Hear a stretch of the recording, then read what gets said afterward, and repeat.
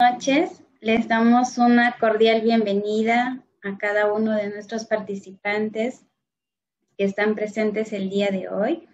El día de hoy continuamos con la segunda parte de citología urinaria del curso internacional de uroanálisis, que viene desarrollándose por el químico Carlos Martínez Figueroa.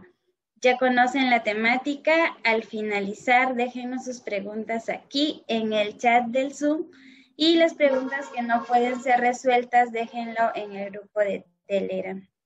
Sin más preámbulo, le cedo la palabra al químico para que pueda desarrollar la ponencia del día de hoy. Adelante, químico.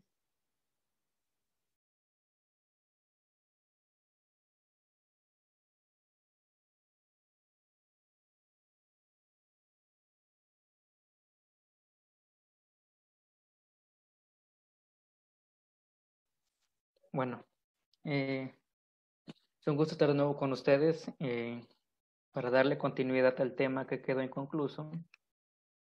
Y vamos a desarrollar la otra parte de las células que nos quedaron pendientes. Bueno.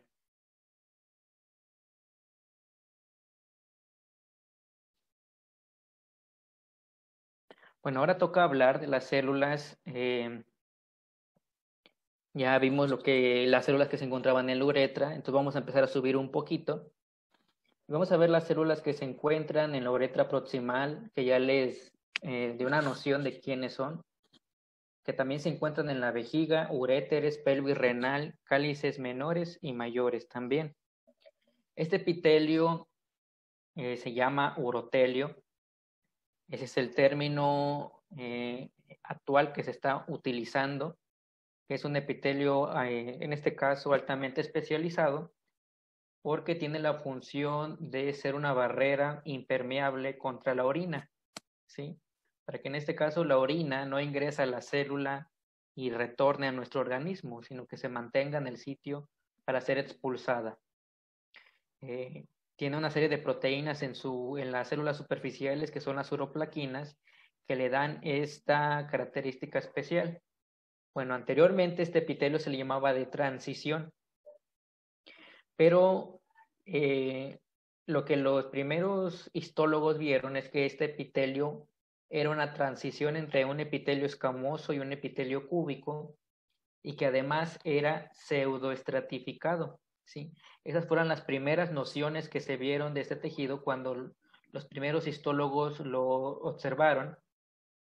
Pero investigaciones posteriores se dieron cuenta que en realidad no era una transición entre una célula u otra, sino que era un epitelio que tenía la capacidad de modificar su forma, dependiendo si en este caso, por ejemplo, la vejiga estaba llena o estaba vacía. Además que también se dieron cuenta que no era un epitelio, en este caso, pseudoestratificado, sino que era estratificado. Por esta razón, actualmente se propone ya abandonar este término, y realmente no es tan actual, sino que ya tiene sus años, que el término de transición se debe de abandonar por las razones que les había comentado, y en este caso reemplazarlo por urotelio. Entonces, a partir de este punto, me voy a referir a este epitelio por este nombre. También se le conoce como uroepitelio. Bueno, este celularidad o este tejido varían sus números de capas dependiendo el sitio de donde nosotros realicemos el corte. Por ejemplo, en los cálices menores llega a tener 2 células de espesor. Nada más tiene células basales y células superficiales. En los uréteres es de 4 a 5, y en la vejiga llega a tener hasta 6 niveles o 6 capas de células de espesor o incluso más. Este tejido presenta 3 células o 3 estratos celulares, que son las células superficiales, intermedias y basales. Las células superficiales y basales solamente es una capa de células, y las intermedias varía dependiendo del sitio, pueden ser una sola capa o pueden ser hasta 5. Ahora, este epitelio tiene un recambio celular lento, ¿sí? Sí descama, pero lo hace de forma muy lenta. Por ejemplo, en adultos tiene una vida aproximadamente la célula de 3 a 6 meses. Entonces, desde la célula basal hasta la célula superficial, y la célula superficial todavía tiene ahí vive todavía en este estadio un poco más de tiempo. Eso le lleva aproximadamente 6 meses, ¿sí? Entonces, ¿qué les quiero decir con esto? Que entre 3 a 6 meses estas células descaman, ¿sí? Al ser un epitelio que tiene una gran distribución en el aparato urinario, no es raro que nosotros en la orina lleguemos a encontrar de vez en cuando alguna célula superficial de forma normal, ¿sí? Porque esta descamó, ¿sí? No hay que tener la idea de que el urotelio no descama, porque sí lo hace, ¿sí? Sí lo hace. En muy poquitas cantidades lo hace. En un recién nacido, su vida media se reduce a 30.6 horas. Entonces, por ejemplo, si ustedes revisan la orina de un recién nacido y encuentran muchas células de urotelio, se debe a esta razón porque tiene una vida media muy reducida. Ahora, en los últimos años ha habido mucha investigación en cuestiones del urotelio, ¿sí? Muchísima investigación que se requiere saber su naturaleza, sus funciones, cómo la disfunción de estas células puede conllevar a la instalación de ciertas enfermedades.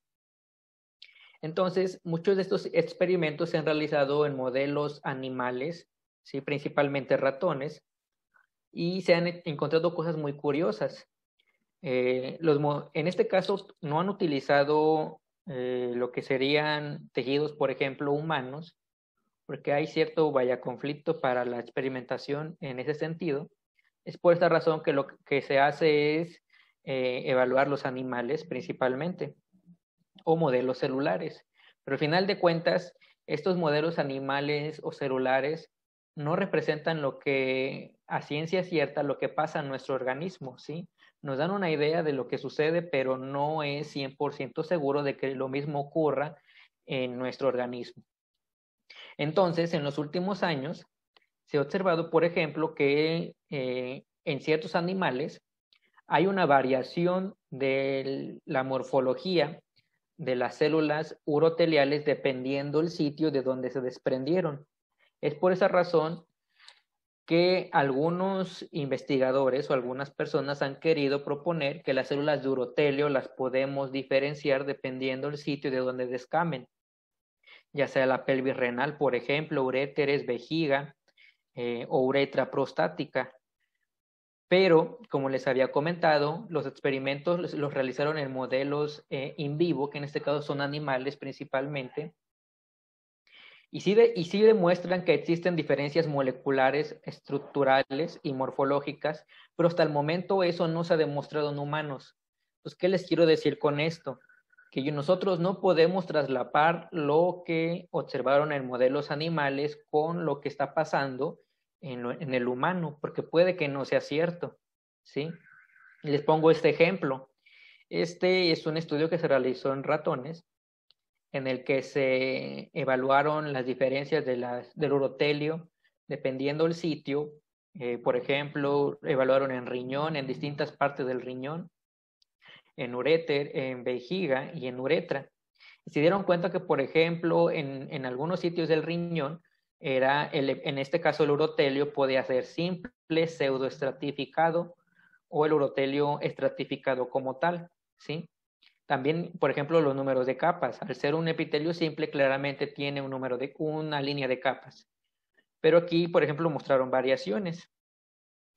UPS significan uroplaquinas, que son las proteínas que anteriormente les había mencionado, y se dieron cuenta que habían también una distribución heterogénea de lo que es las uroplaquinas, que en ciertos sitios no las expresaban, en otros sitios las expresaban parcialmente, ¿sí? Algunas uroplaquinas no las presentaban, otras sí, y otros como tal sí ya estaban expresadas las uroplaquinas totalmente en la superficie de las células. Aparte, por ejemplo, las vesículas fusiformes, las microvellosidades, sí, la citoqueratina 20 también, que es una proteína superficial, que en algunas células de urotelio no las encontraban y en otros sitios sí.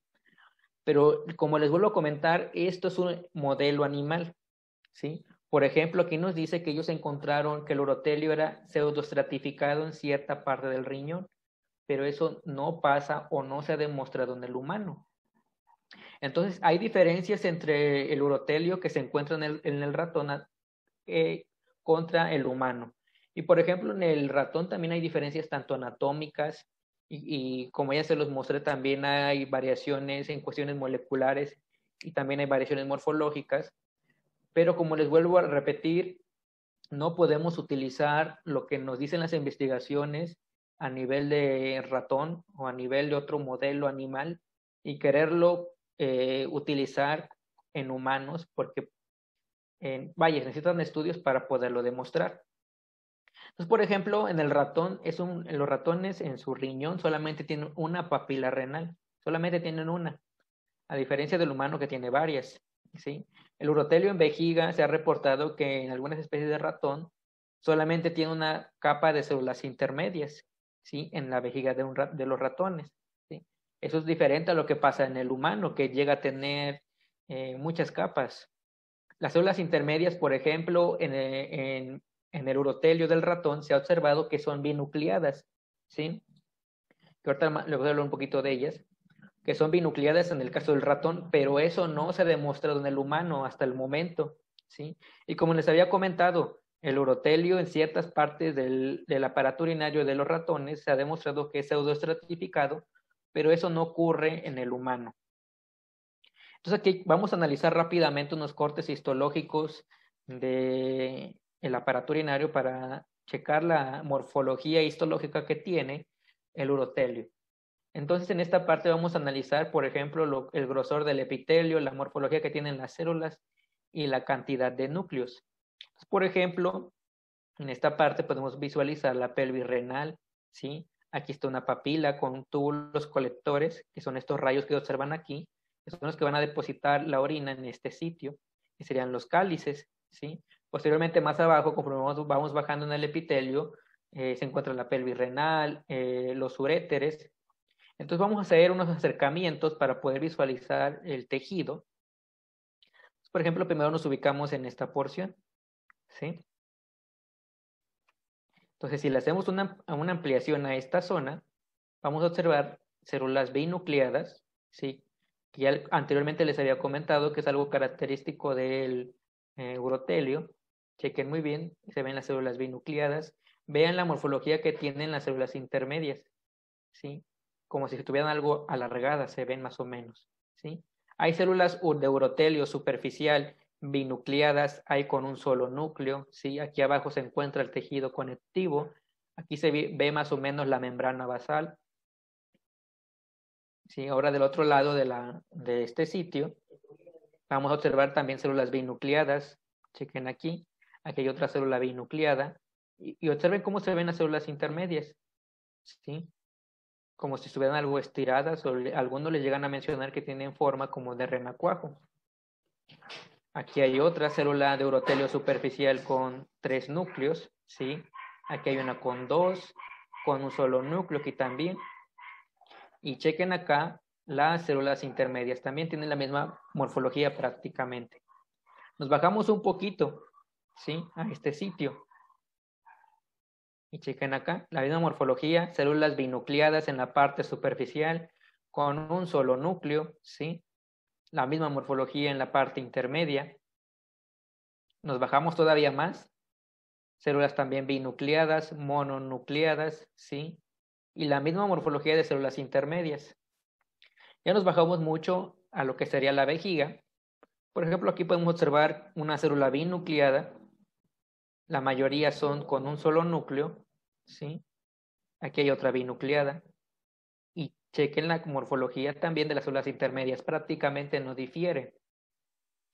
Aquí se ve un poquito mejor el epitelio, células binucleadas con un solo núcleo, ¿sí? Y la morfología es similar a las de los otros sitios en la capa intermedia y también en la capa superficial. Aquí solamente podríamos decir que tienen cierta diferencia, que están un poquito como más redondeadas las células, pero prácticamente es la misma morfología. Y también esto va a depender si el tejido está distendido o no lo está. Ahora sí, para describir las células. Las células de la capa superficial, como ya lo vimos, pueden tener 2 núcleos, como la que les muestro acá, ¿sí? Pero ahorita vamos a ir a ese punto. Estas son las verdaderas células de urotelio, como anteriormente les comentaba, se llamaban de transición, pero el término actual es urotelio. Estas son las verdaderas células de este sitio, y vean que difieren muchísimo en la morfología a las que los libros, muchos de los libros dicen que es urotelio, ¿sí? Vean que difiere mucho esa morfología. Para empezar, son células que tienen un tamaño muy similar a una célula escamosa, pero incluso las pueden rebasar en tamaño, ¿sí? Miden de 20 a 50 micrómetros, pero pueden alcanzar incluso hasta 100 micrómetros de tamaño. Son células que pueden ser muy grandes. Las células de urotelio superficial tienen la característica de que tienden a ser células poligonales, ¿sí? Que son muy geométricas, ¿sí? Que llegan a tener de 5 a 6 lados comúnmente. Tú les da una apariencia de como si fuera un hexágono. Por ejemplo, acá, chequen aquí sus lados. Da la apariencia como si fuera un hexágono, ¿sí? Aparte, esta célula puede tener los lados muy rectos, en este caso, lo que le da una apariencia de un polígono, o puede tener los lados festoneados. ¿Qué son los lados festoneados? Es cuando el lado está ligeramente curvo o cóncavo, ¿sí? También los pueden tener. Es una característica de las células superficiales. Ahora, en cuanto a la textura del citoplasma, si se dan cuenta, tiene una textura como si estuviera muy sucia, ¿sí?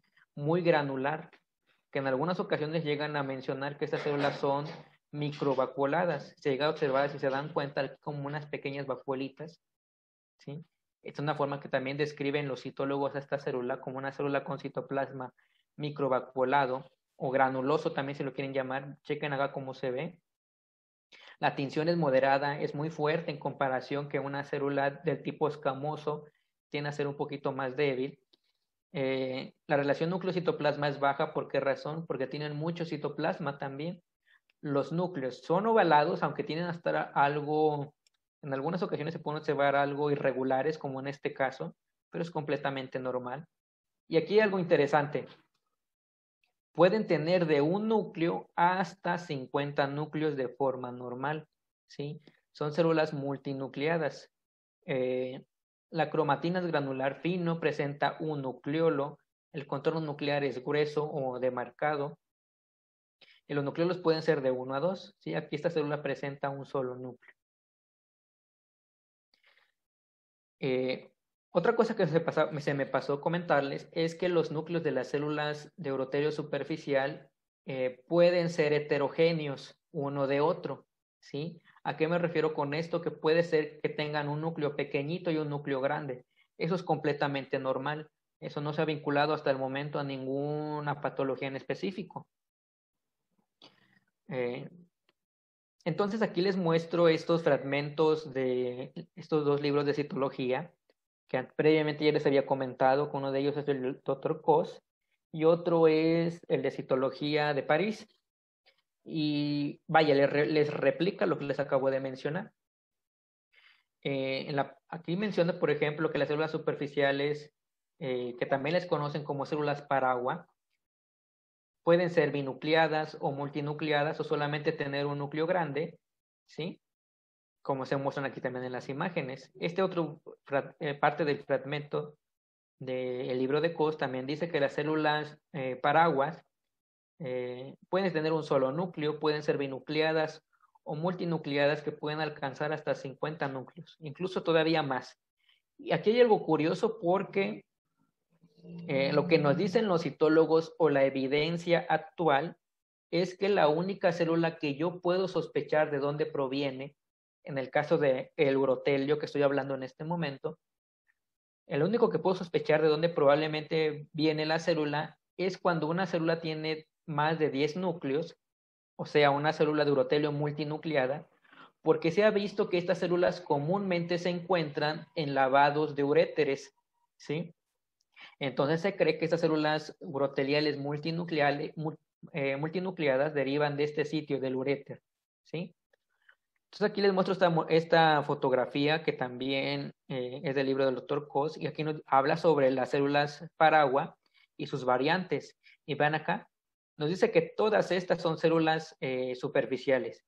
Tienen 2 núcleos, tienen un solo núcleo, pero si se dan cuenta está grandote a comparación de estos dos. ¿sí? Esta de acá se ve muy bien los núcleos heterogéneos. Este núcleo es grandote y este es pequeño. ¿Por qué razón tiene esta variabilidad en el tamaño de los núcleos? Es por el contenido del ADN, porque resulta que una célula superficial, sea mononucleada o sea multinucleada, son poliploides, ¿sí? Y ahorita vamos a hablar de lo que es poliploide, que en este caso tiene más pares de cromosomas en este núcleo, por esta razón está grandote a comparación del de acá. Y eso también es completamente normal. Entonces aquí ya les muestro las fotografías de cómo se ven en sedimento urinario. Vean que, por ejemplo, la de acá se ve como microvacuolada, ¿sí?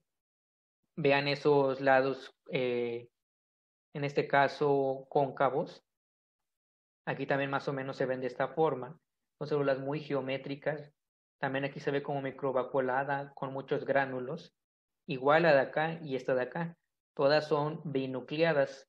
Vean los nucleolos. En este caso los núcleos están algo heterogéneos. Este está más redondito, este está más alargado. Y aquí también se ve cierta heterogeneidad, pero las de acá sí están muy similares.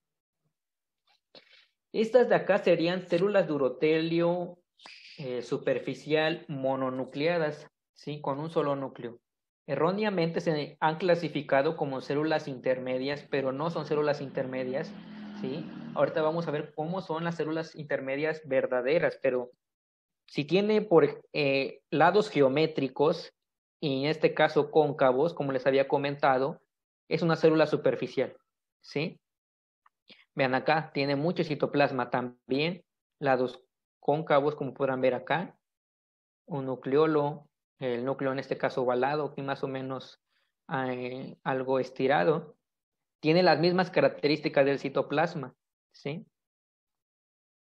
Por ejemplo, esta es una sábana de células superficiales que se desprendió. Hagan de cuenta que el tejido de células superficiales se desprendió. Es una sábana de células superficiales o un grupo bidimensional, si gustan. Y chequen acá, aquí se encuentra una binucleada. No se ve muy bien su morfología, pero si se dan cuenta, la mayoría son mononucleadas, ¿sí? Ahora, esta es una célula de urotelio multinucleada. Chequen aquí cuántos núcleos tiene y vean cómo son de heterogéneos, ¿sí? Algunos son más pequeñitos, otros son más grandes. Y les recuerdo que esta variabilidad en el tamaño o la forma del núcleo depende de la cantidad de cromosomas extra que tenga ese núcleo, ¿sí? Estas células las han clasificado de forma errónea en algunas ocasiones, en algunos artículos las he visto, que dicen que son macrófagos, pero no son macrófagos, son células de urotelio multinucleado.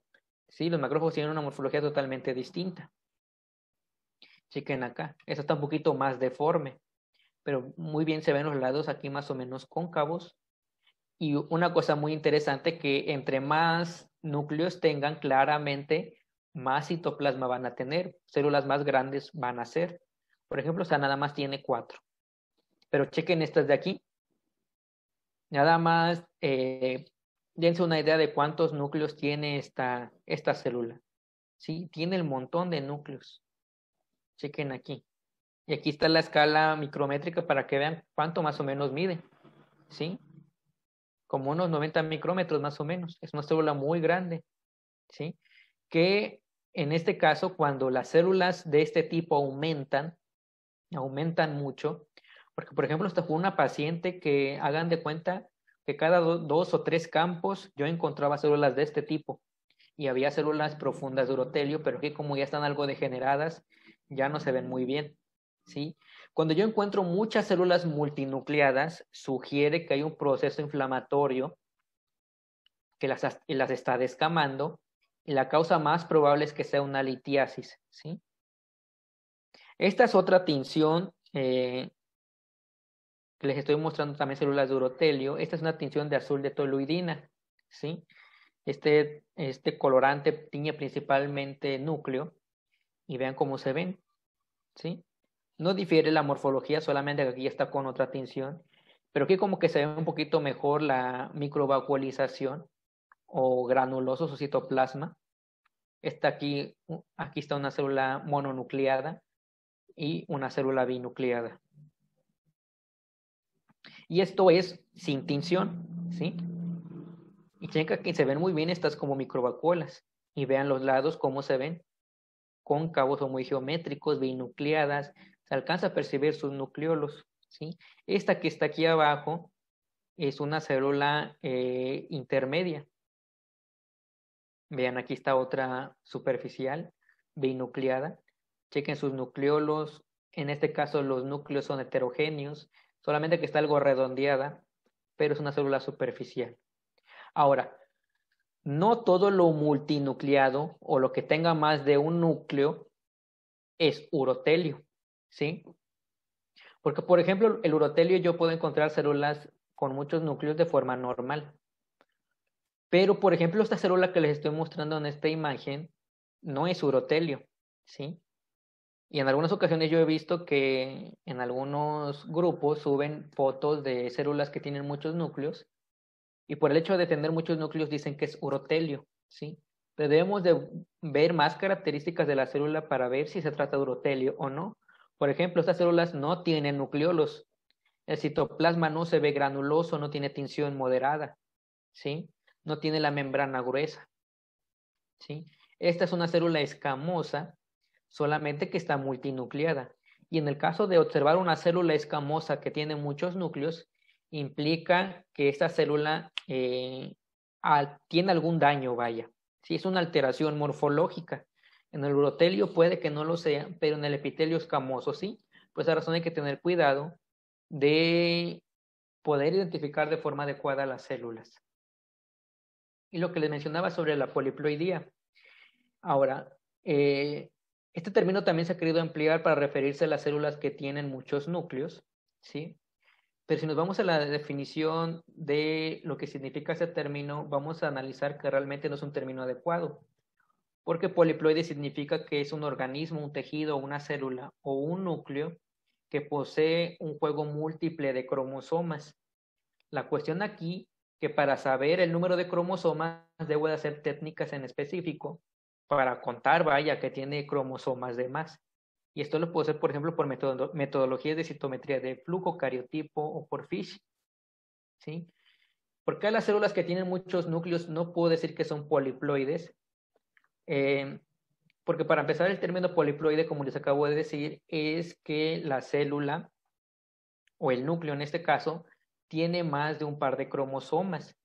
El problema es que cuando yo estoy en microscopía óptica viendo el sedimento, viendo a la célula, lo que estoy viendo son núcleos, no son cromosomas. Ahora, claramente, si la célula tiene más de un núcleo es porque es poliploide, es muy probable que lo sea, pero vaya, yo debo de reportar lo que estoy viendo, en este caso, no reportar este término, porque no es adecuado.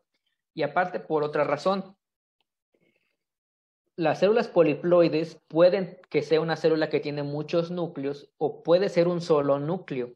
En un solo núcleo puede haber muchos pares de cromosomas, ¿sí? Y como ya les había comentado, el urotelio, las células de la capa superficial, normalmente son poliploides, aunque tengan un solo núcleo, ¿sí? ¿Qué es lo que necesito para poder saber que tienen más de un cromosoma? Pues checar por citometría, por cariotipo, por FISH. Por esta razón, el término que se debe de emplear es multinucleación, porque lo que estoy viendo es multinucleación, ¿sí? Entonces, por ejemplo, aquí les pongo estas dos células. Ambas células son de urotelio superficial. Esta tiene muchos núcleos, esta solamente tiene uno, pero resulta que ambas puede que sean poliploides, ¿sí? El urotelio, aunque tenga un solo núcleo, puede que sea poliploide, ¿sí? ¿Cómo lo voy a saber? Pues con técnicas. Ahora, ¿cómo se forman las células uroteliales multinucleadas?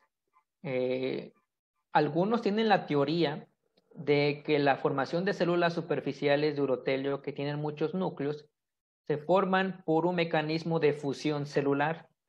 Se llega a mencionar que dos células intermedias se fusionan para formar una célula superficial, pero eso es erróneo, porque para empezar ese método o ese mecanismo no ocurre de forma normal en un tejido, ¿sí?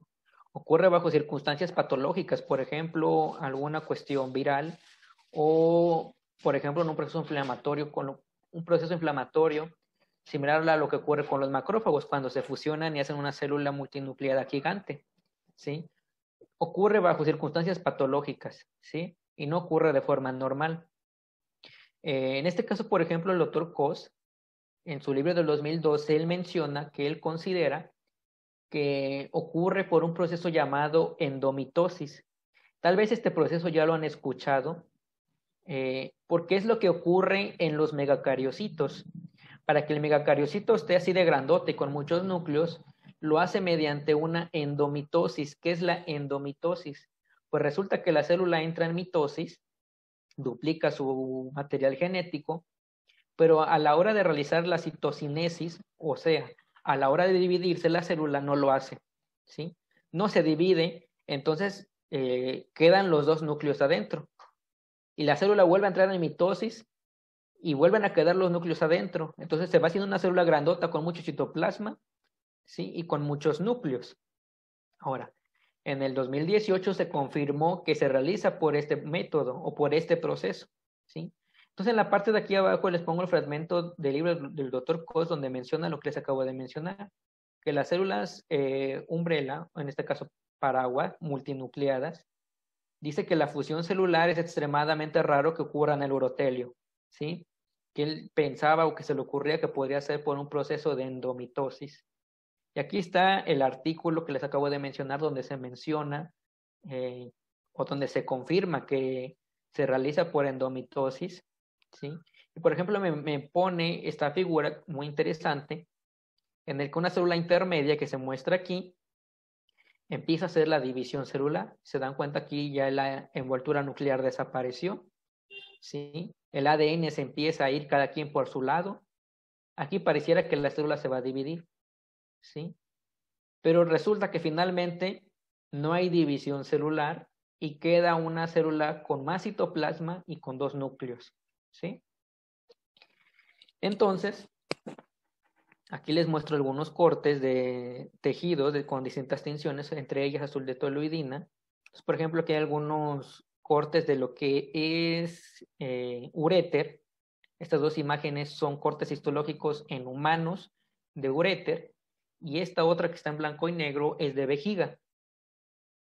Y quiero que chequen acá, esta célula superficial que está en uréter, vean cómo está de grandote, vean cuántos núcleos tiene. Aparte, quiero que analicen también la morfología de las células intermedias, cómo se ven, como si fueran renacuajitos, ¿sí? Chequen aquí bien.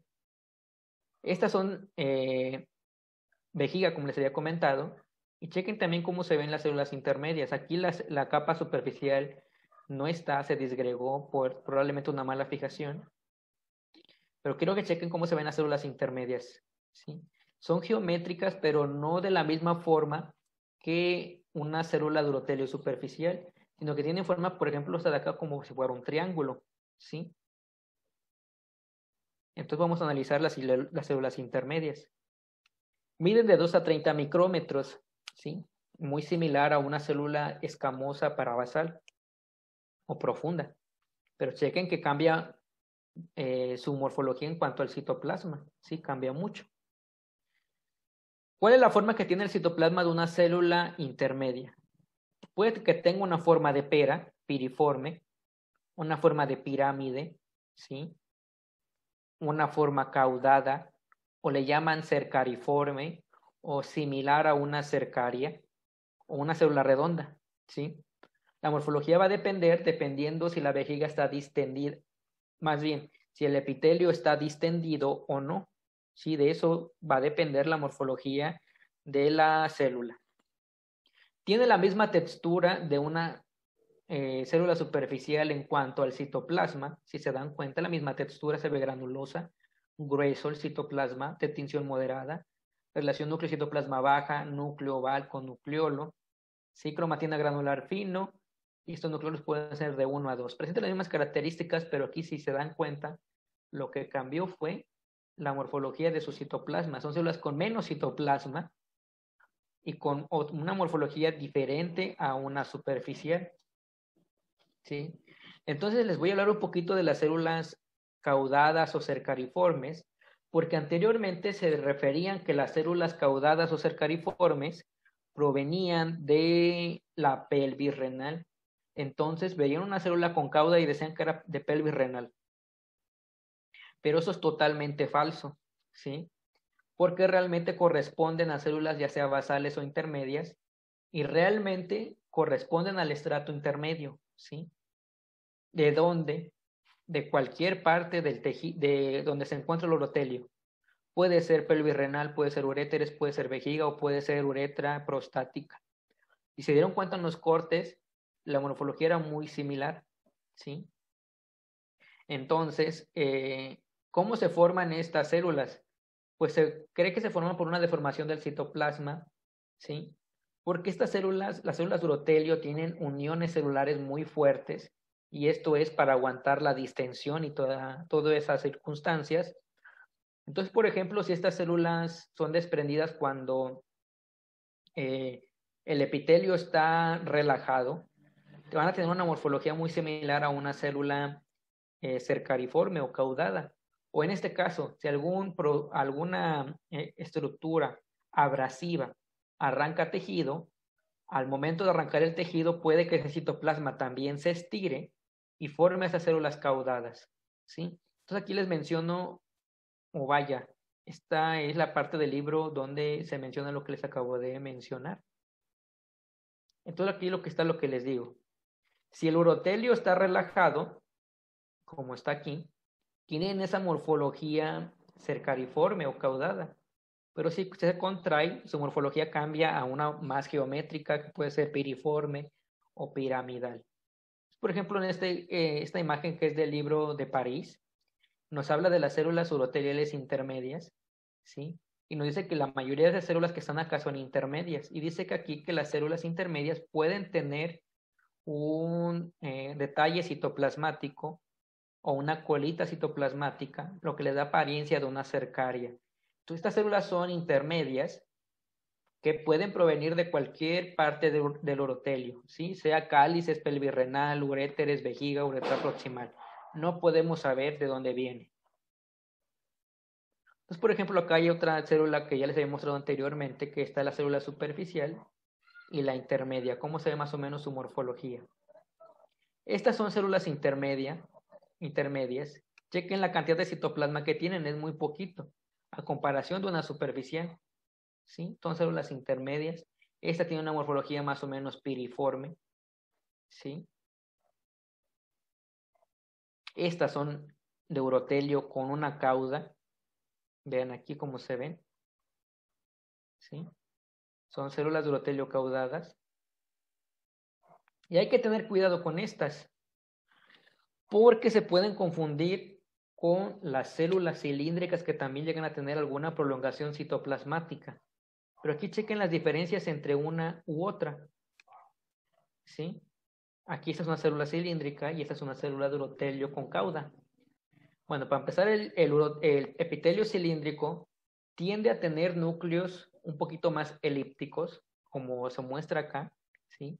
Aunque puede que también tengan núcleos redondeados o ovalados.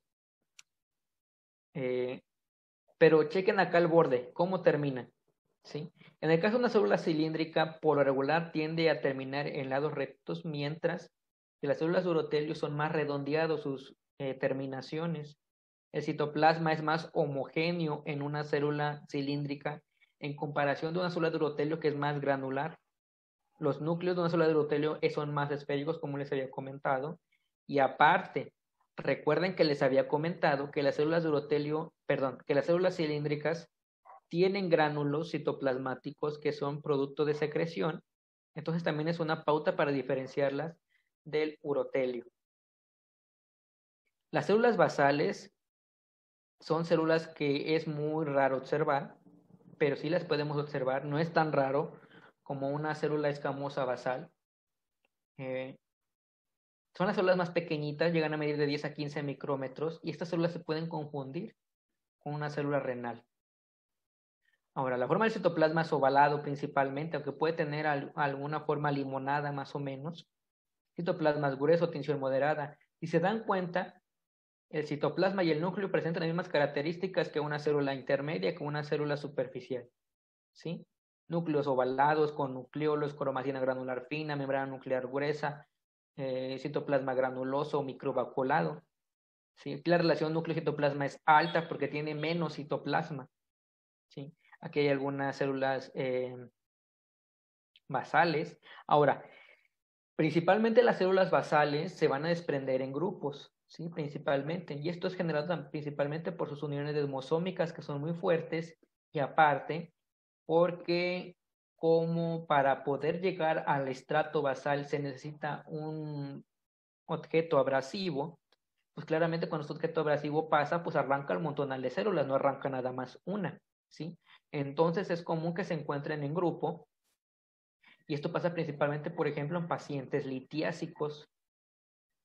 Aquí podemos observar células basales, chíquenlas aquí, junto a una célula intermedia que vean que tiene su morfología más pleomórfica, ¿sí? Y aparte tiene más citoplasma, ¿sí? Las demás son células basales.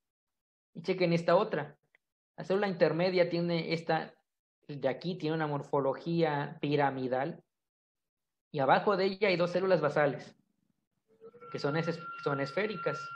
Chequen su nucleolo y aquí en este caso el núcleo es un poquito más ovalado, ¿sí?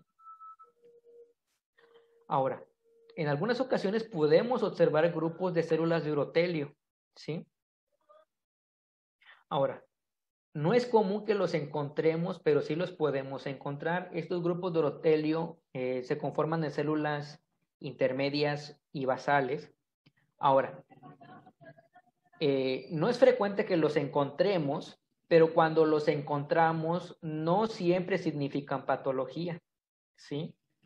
Porque, por ejemplo, en muchas ocasiones cuando hay grupos de urotelio en la orina, algunas personas las han denominado que son hiperplasias o que son papilomas, pero la verdad es que no lo son, ¿sí?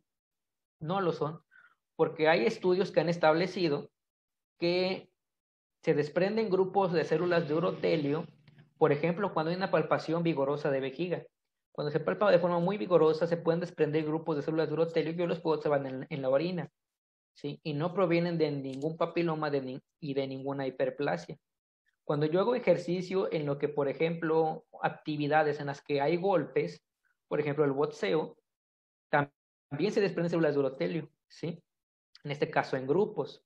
Incluso si yo troto, puedo desprender células de urotelio. En una instrumentación, ¿a qué me refiero con instrumentación? Cuando se inserta una sonda. En una litiasis, por ejemplo, también se puede desprender células en grupos y no necesariamente es un papiloma o una hiperplasia. Y en procesos infecciosos también lo puedo observar, ¿sí? Ahora, si yo observo un grupo de células de urotelio, debo descartar todo esto, ¿sí? Que probablemente sea una cuestión no necesariamente patológica. Ahora, cuando encuentro células de urotelio, debo de fijarme bien en sus núcleos, porque si esos núcleos están alterados, puede que provengan de alguna lesión de tipo neoplásica, ¿sí?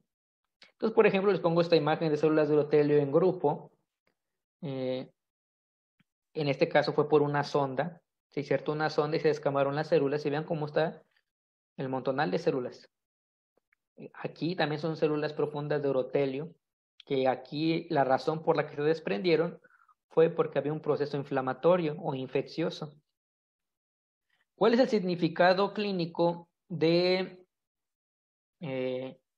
las células de urotelio? Se presentan en procesos inflamatorios, por ejemplo, una cistitis o una pielonefritis que pueden presentar, una calculosis o la presencia de algún cálculo urinario, por ejemplo, a nivel de pelvis renal, donde se ubican principalmente. Procesos tóxicos, como por ejemplo, ¿cuáles? La bilirrubina. Cuando un paciente ya tiene mucho tiempo con bilirrubinuria, sigue constantemente tiene bilirrubina en la orina o ya tiene mucho tiempo con bilirrubina en la orina, las células de urotelio se intoxican por este compuesto y empiezan a descamar, ¿sí? Un paciente que tiene bilirrubinuria o una hepatopatía que ya tiene un ratito con ella, son muestras muy curiosas que las debemos de analizar a profundidad, porque vamos a encontrar un montón de células de todos los sitios, porque también se desprenden las células renales, ¿sí? Se desprenden células renales, células de urotelio. Entonces son muy buenas estas muestras para poder aprender a diferenciar la morfología. También hay algunos medicamentos que pueden ocasionarme el desprendimiento de las células, pero aquí hay un problemón porque resulta que a ciencia cierta no se sabe qué medicamentos causan el desprendimiento de las células, pero sí se ha observado que, por ejemplo, en algunos antibióticos pueden intoxicar a las células y pueden descamar.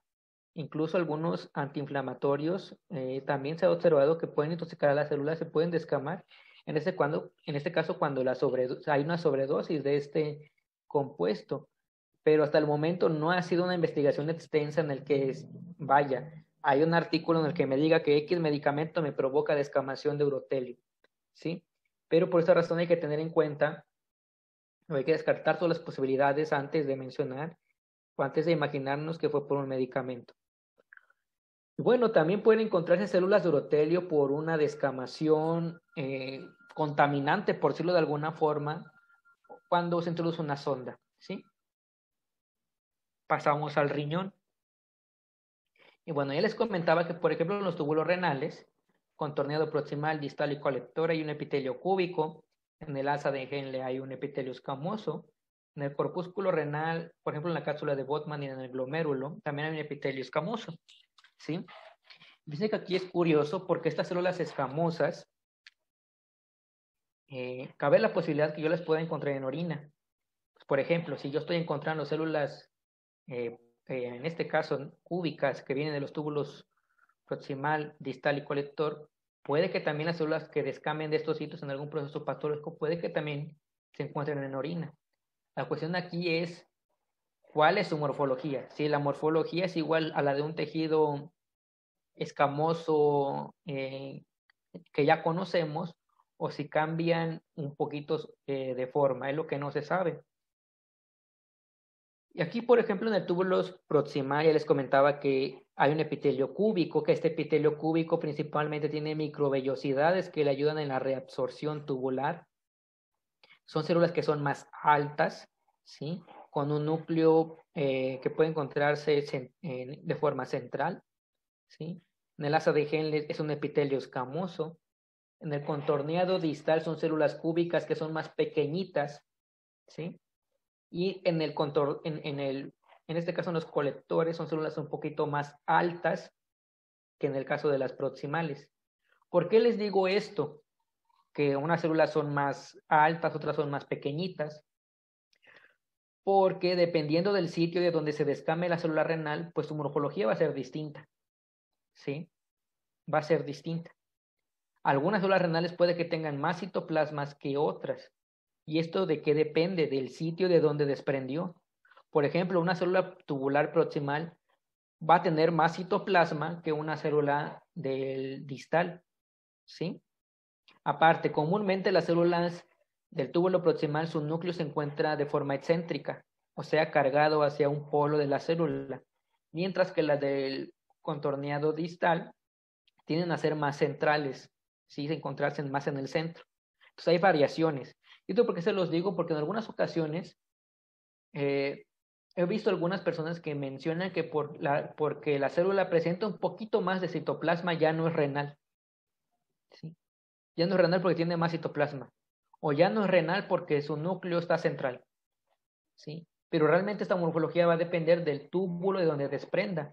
Incluso hay algunos estudios que mencionan que yo puedo saber, dependiendo de la morfología de la célula renal, de dónde desprendió.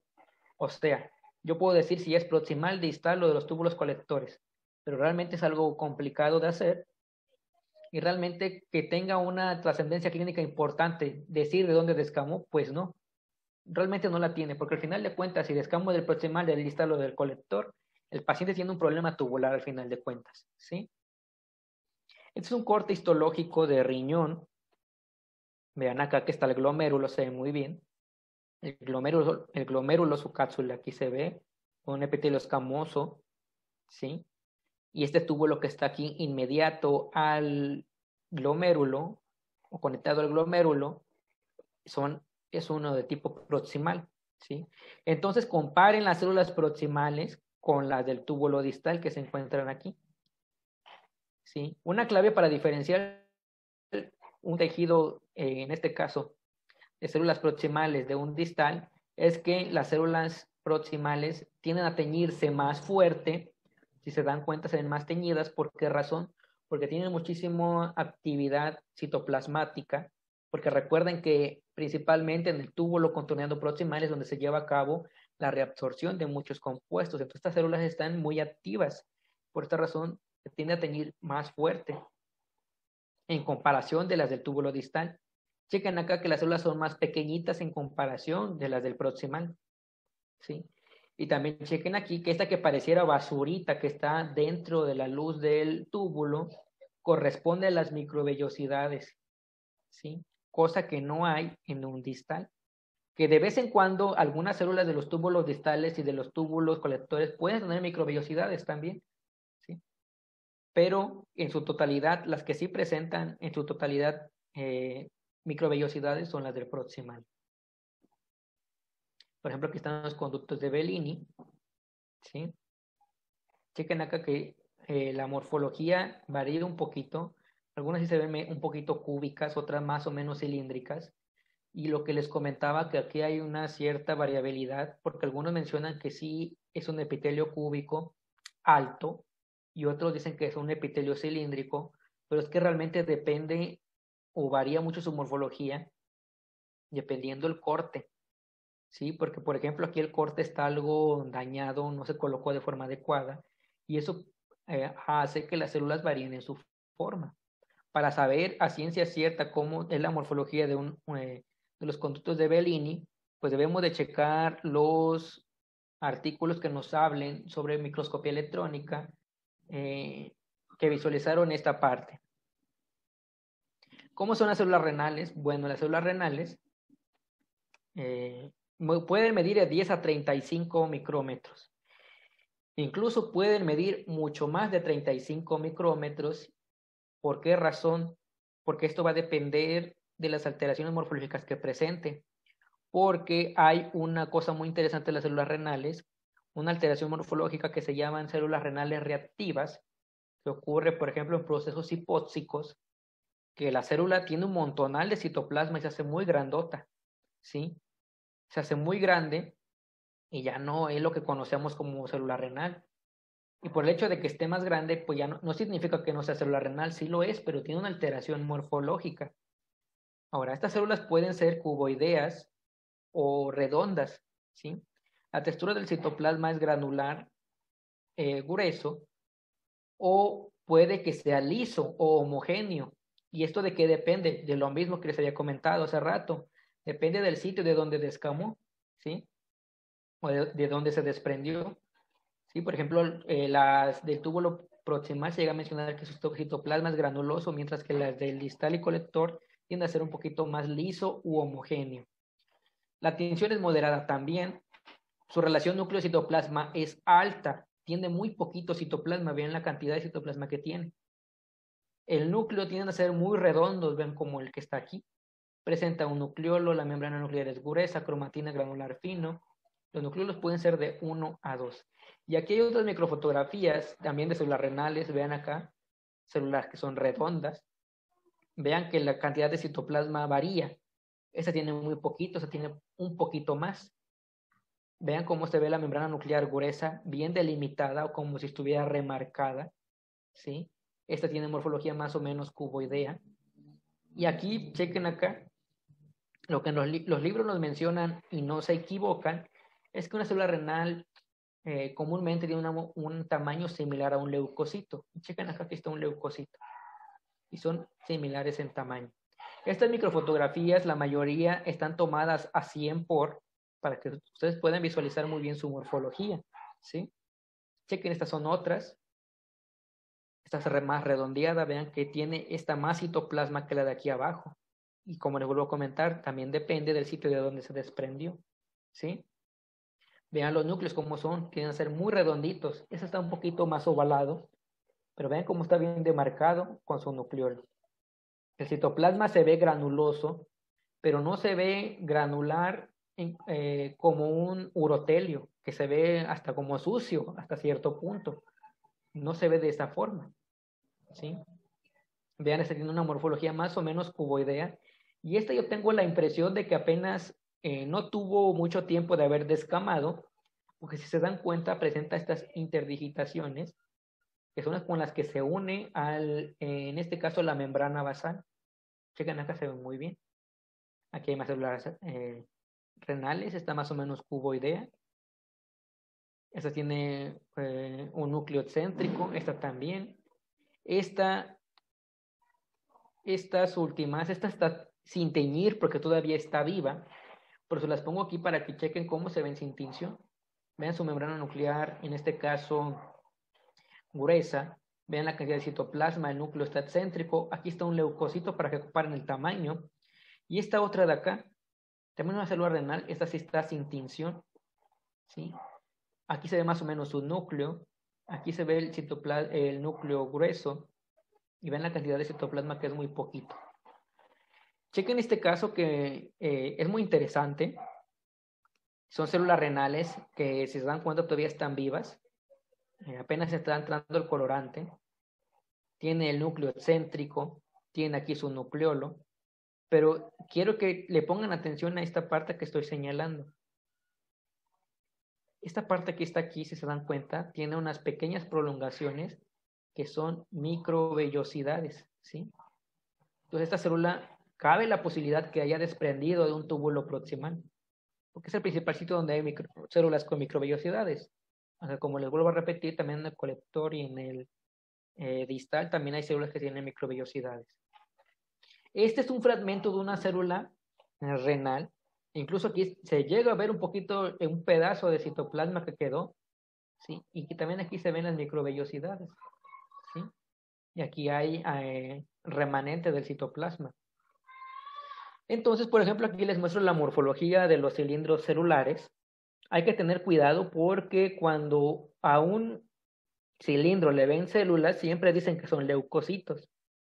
Hay que echarles mucho ojo y ver que son células renales o son leucocitos, ¿sí? Por ejemplo, que estas son células renales que tienen alguna degeneración, ¿sí? Pues hay cierta variabilidad morfológica. Entonces, lo que nos dicen, por ejemplo, los libros de uroanálisis es que si queremos aprender a visualizar cómo se ven o aprender a distinguir las células renales, debemos de checar los cilindros celulares. Y bajo esta primicia nos vamos al siguiente punto. ¿Alguno de ustedes en su experiencia ha observado este tipo de cilindros? O probablemente en algún grupo lo llegó a observar. Chequen aquí se ve muy bien la matriz del cilindro. Pero ven estas células que están aquí pegadas. ¿Qué células serán? Están alargadas. ¿Sí ven cómo están? Chequen este otro. Es un cilindro. Se ve muy bien la matriz. Pero vean estas células aquí cómo están estiradas. ¿Sí? Entonces, otra cosa que nos dice la bibliografía es que cualquier cosa que esté atrapada en un cilindro viene de riñón, viene de túbulos. ¿Sí? Si encuentro eritrocitos, esos túbulos, esos eritrocitos vienen de riñón. Si encuentro leucocitos, también. Si encuentro células, también. Si encuentro cristales, también. Hay una precipitación intratubular. Si encuentro microorganismos en el cilindro, hay una infección a nivel renal. ¿Sí? Puedo encontrar, por ejemplo, bacterias, puedo encontrar levaduras en los cilindros. Raro, pero lo puedo hacer. Entonces, si estas células están en un cilindro, hay una posibilidad muy grande que sean células renales. Pero ¿por qué tienen esa morfología? ¿Sí? Y pasamos al siguiente punto. Fíjense que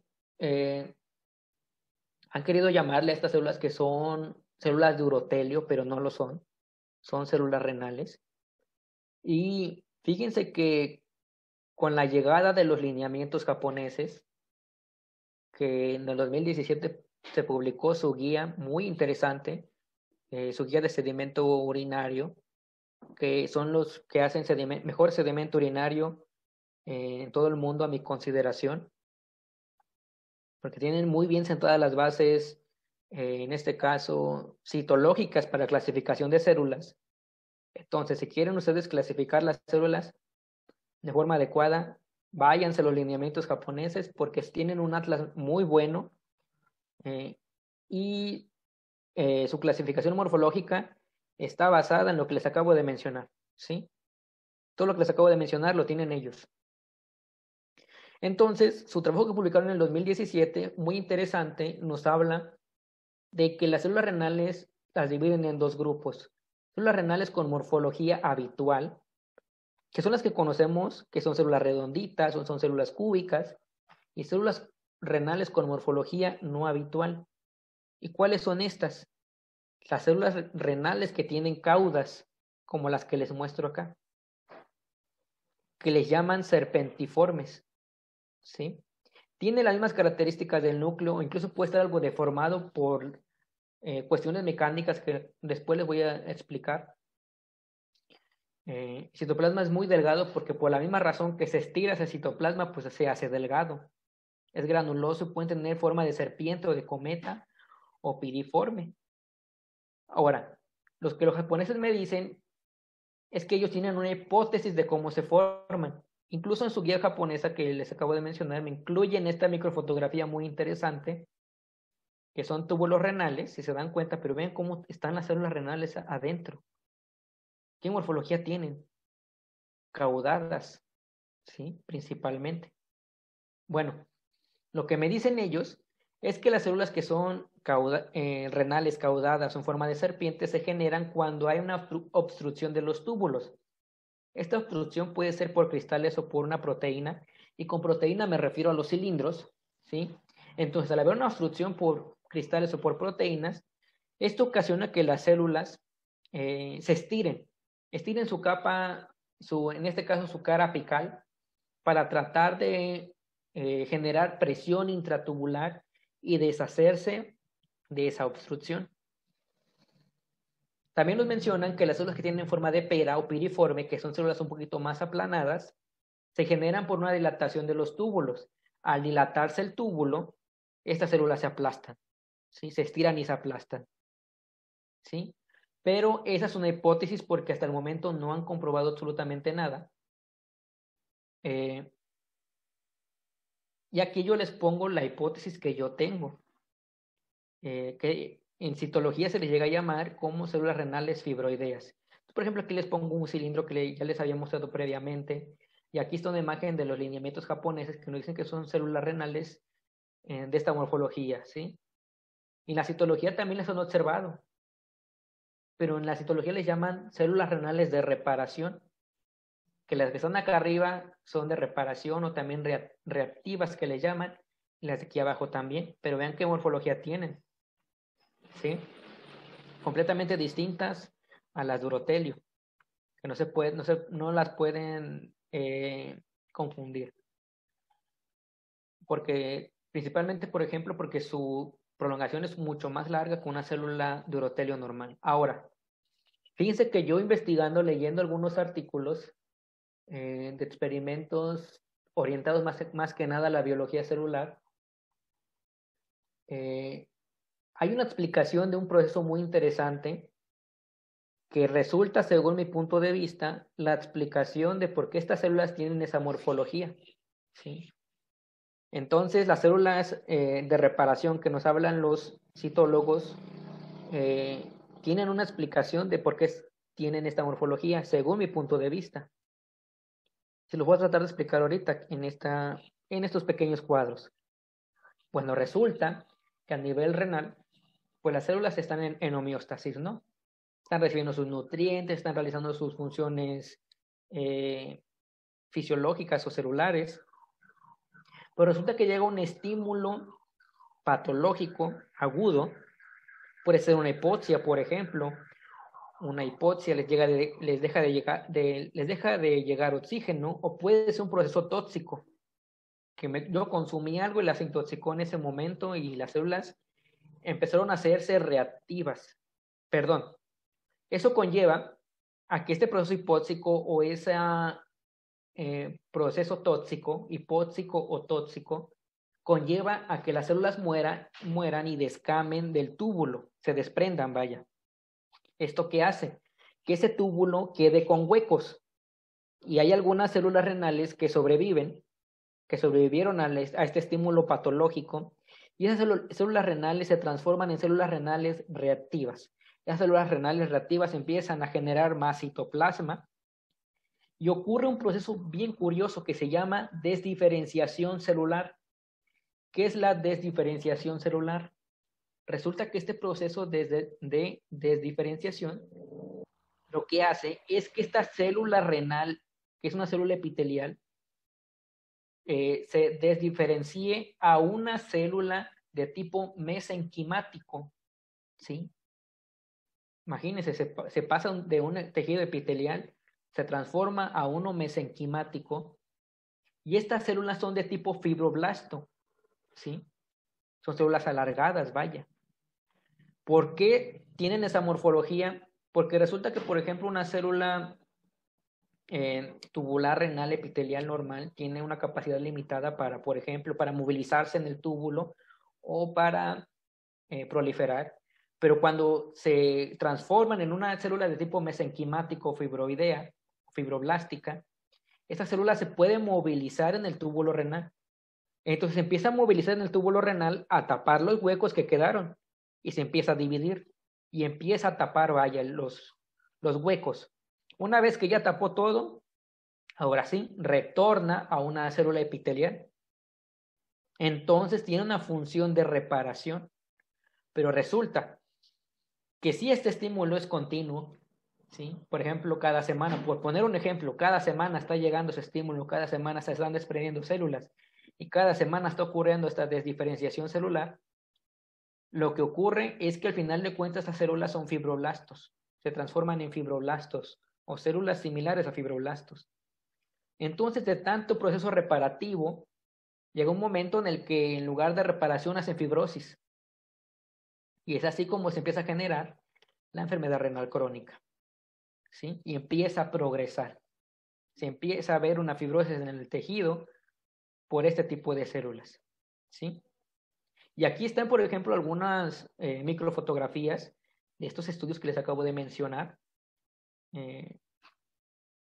Por ejemplo, acá arriba, si se dan cuenta, estas células que les estoy señalando, vean cómo tiene esa morfología como estirada o de tipo fibroblasto, ¿sí? En estas que están en blanco y negro, tal vez no lo llegan a apreciar muy bien, pero en esta flechita que está señalando aquí de color negro, aquí hay una célula de tipo fibroblasto también. Aquí se ve muy bien, delimitada, ¿sí? Entonces empiezan a hacer fibrosis de tanto que esto se empieza a repetir, este proceso.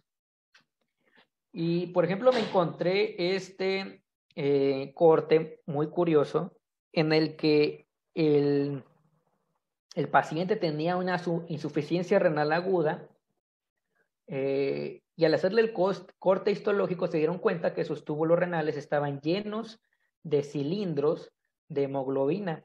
Todo este material que está aquí adentro es un cilindro de hemoglobina. Vean cómo todos sus túbulos están llenos. Por esta razón el paciente tiene una insuficiencia renal aguda, porque imagínense todo esto lleno. ¿Cómo está sufriendo el riñón? Y esto es un pequeño puntito que está acá. Ahora imagínense cómo está todo, ¿sí? Pero quiero que pongan atención en los bordes del epitelio y chequen las células cómo están. ¿Se alcanzan a percibir que tienen esa morfología fibroidea? Chequenlas muy bien cómo se ven, ¿sí? Y lo que les acabo de mencionar. Y así se ven en orina. Vean cómo están destirados esos citoplasmas. Son de tipo fibroideo, estas células renales. Aquí hay otra. Estas son de tipo piriforme. Las que les mencionaba, que al dilatarse el túbulo, se aplastan, quedan muy delgaditas y aplanadas.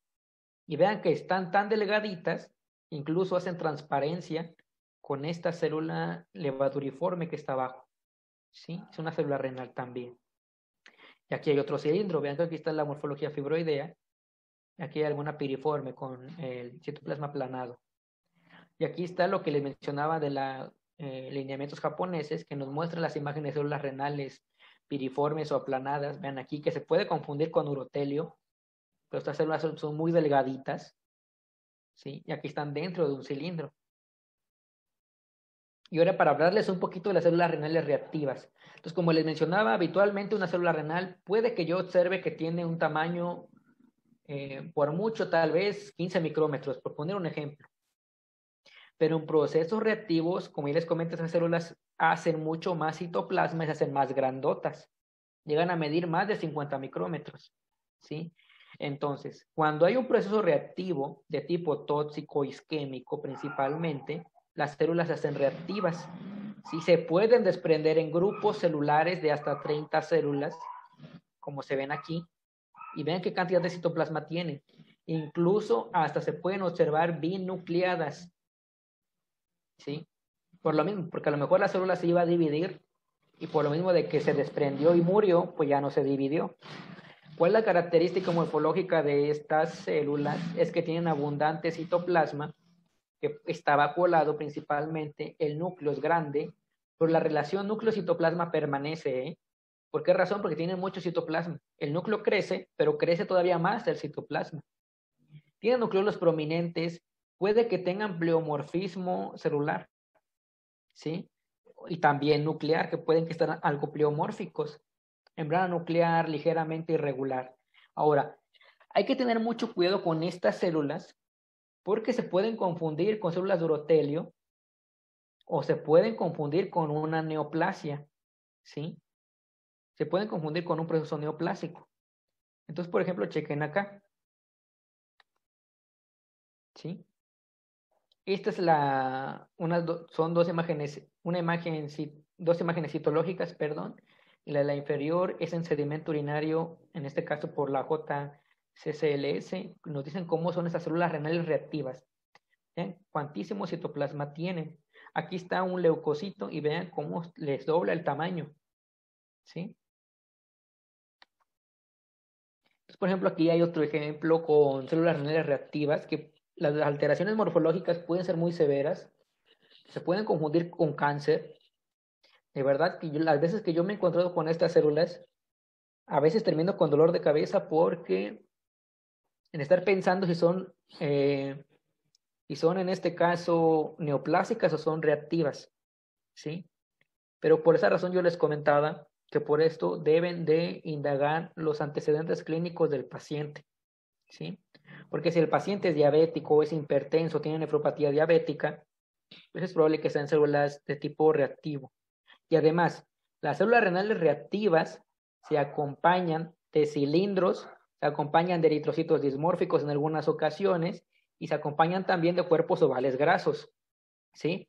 Esas son las pautas para diferenciar entre una neoplasia y células renales reactivas. Porque una neoplasia, pues no hay eritrocitos dismórficos o no hay cilindros, ¿sí? O puede que haya, aparte de que el paciente tenga una neoplasia, puede que también tenga concomitante una enfermedad renal, pero es muy raro, ¿sí? Entonces, para esos criterios pueden utilizar para poderlas diferenciar. Entonces, chequen acá los grupos de células. Se ven así los grupos porque, vaya, se desprendió el túbulo completo, ¿sí? Es una descamación del túbulo completo. Vean qué cantidad de citoplasma tienen, nucleolos. Aparte, tienen a ser algo heterogéneas. Vean, acá se tienen un poquito menos de citoplasma, se tienen todavía más.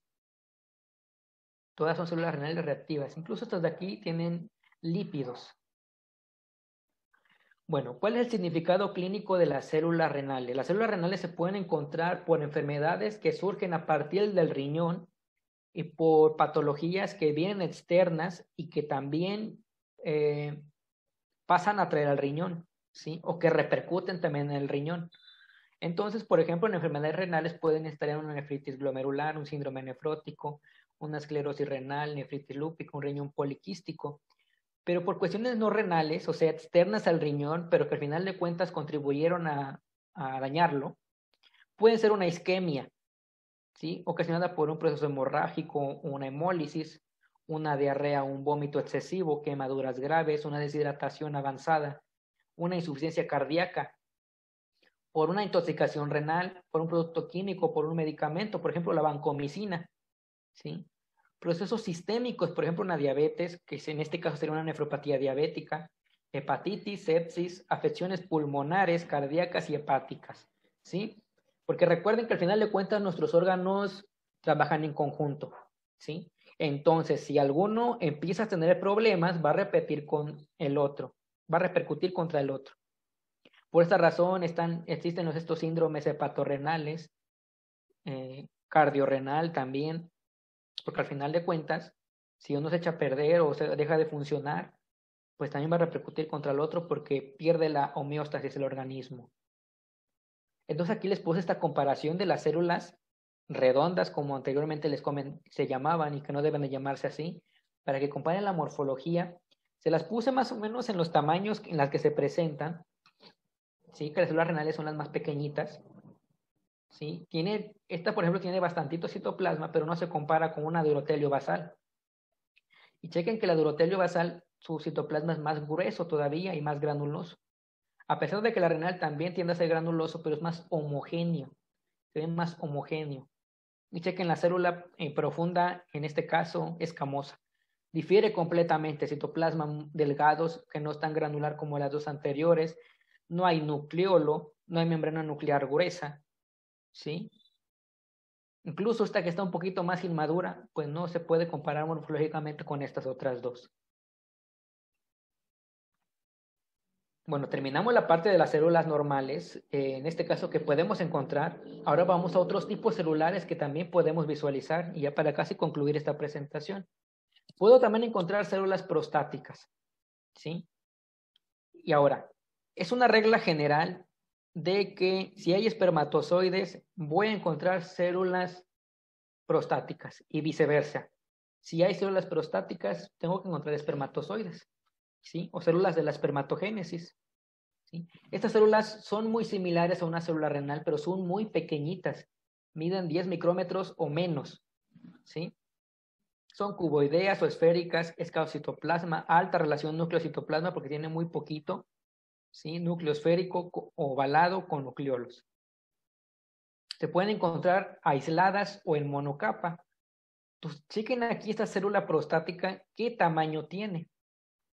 Aquí está un núcleo de una célula intermedia y compárenlo con esta prostática o compárenlo con este eritrocito que aquí está desenfocado. Igual aquí, esta es una célula prostática, vean qué poquito citoplasma tiene y vean aquí un eritrocito, comparen el tamaño, son células muy pequeñitas, ¿sí? Vean acá, estas son en monocapa. Por esta razón les vuelvo a comentar, hay que tener en cuenta la historia clínica, ¿sí? Y también comparar lo que observamos nosotros, los demás hallazgos que hay en el sedimento, vaya.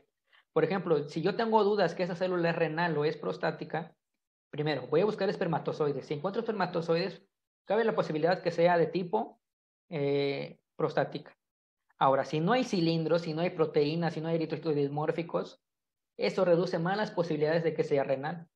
Y aparte, es un paciente masculino, a lo mejor de 20 años, pues es un poquito más raro que a esta edad tenga a lo mejor una patología a nivel renal, ¿no? Puede que la célula prostática esté ahí porque no hubo abstinencia sexual, ¿no? Por ejemplo.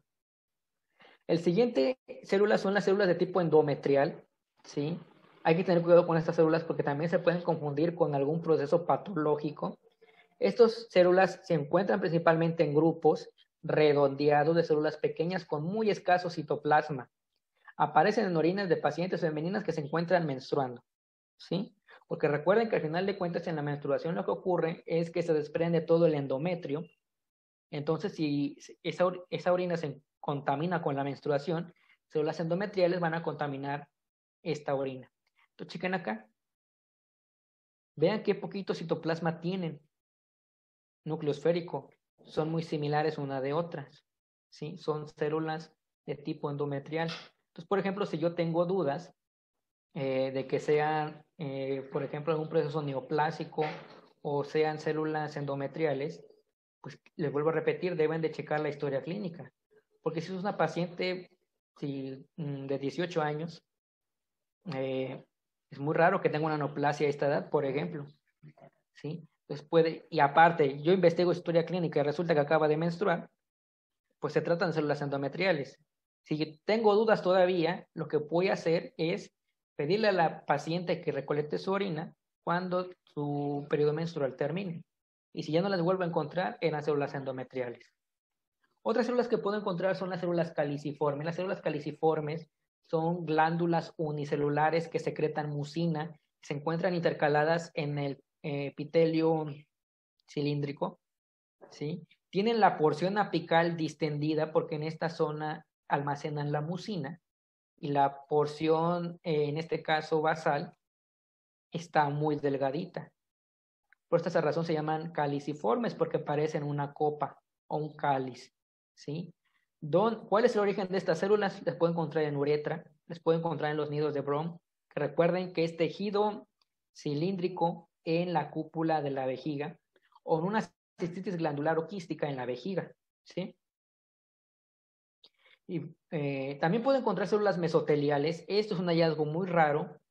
Yo personalmente no he tenido la dicha de observar estas células y pienso yo que si llego a tener un caso de este tipo, a lo mejor ni las llego a diferenciar que son células mesoteliales, porque chequen que se parece mucho a una célula de urotelio, se parece muchísimo.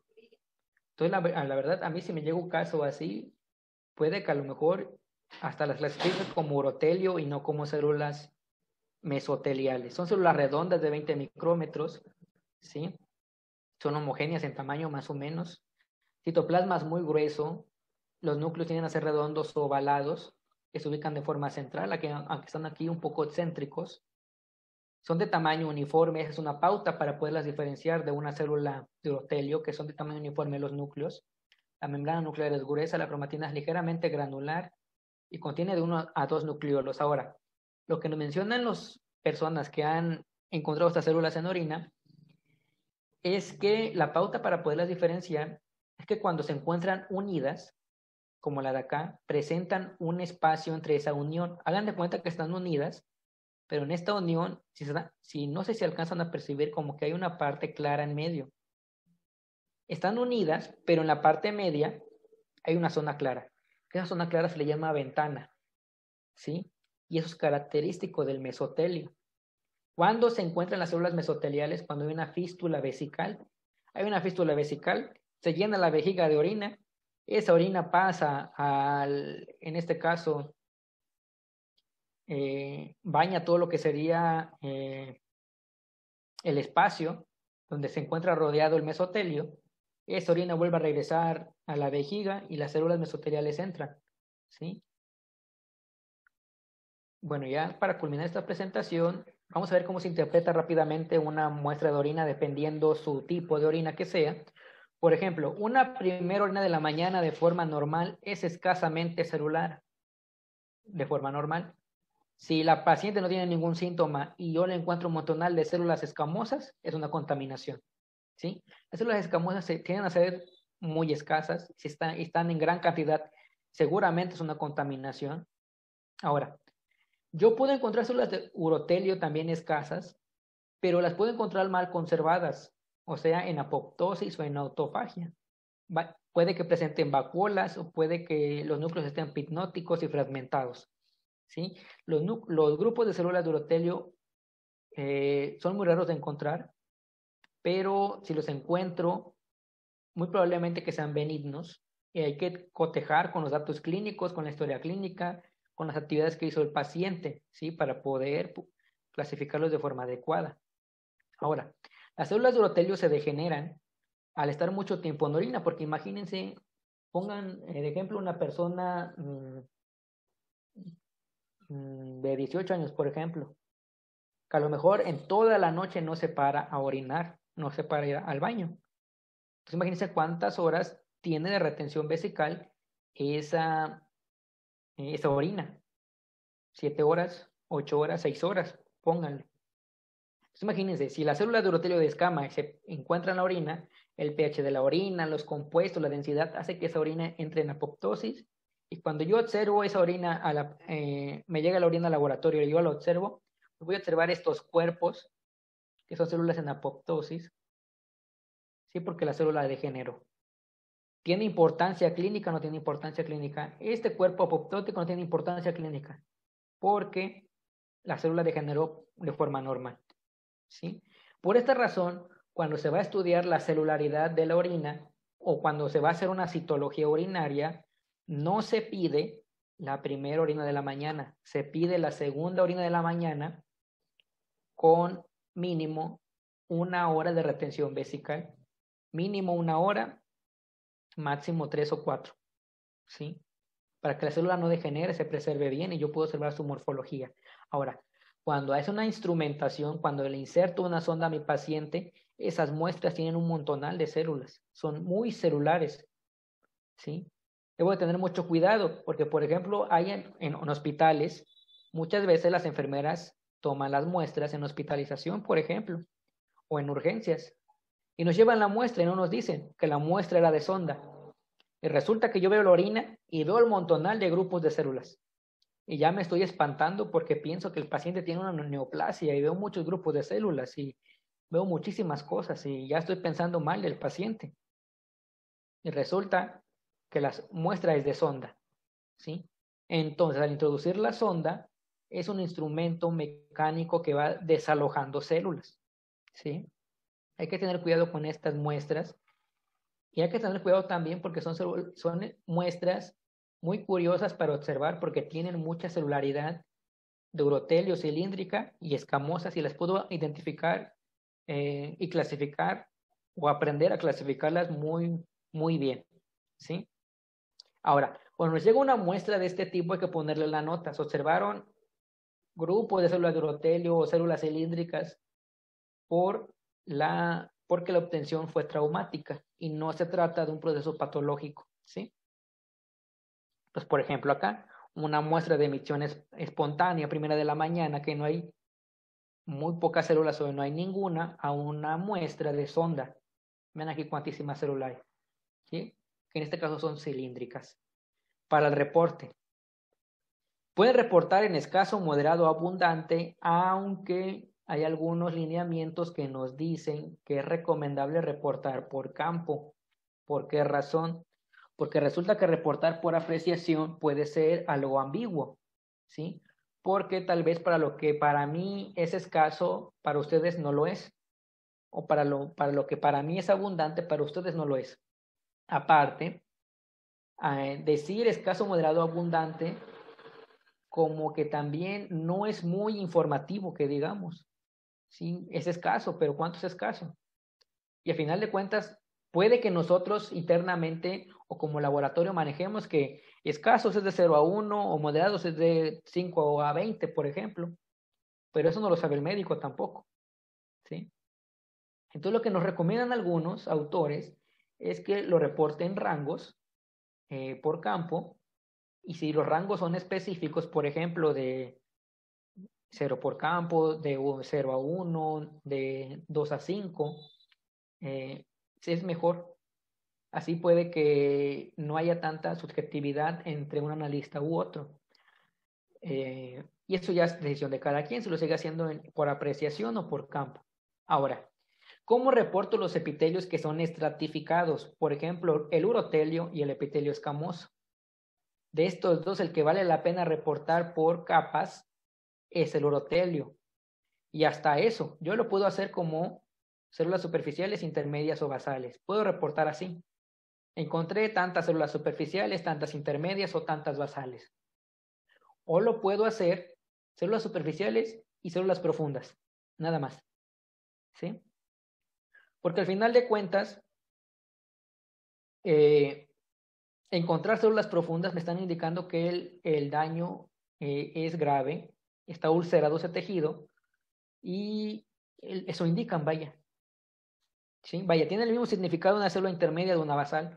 Lo que nos llegan a mencionar algunos es que sí vale la pena reportar intermedias y basales porque eso nos está diciendo qué tan profundo está la ulceración, pero creo yo que al final de cuentas la ulceración sea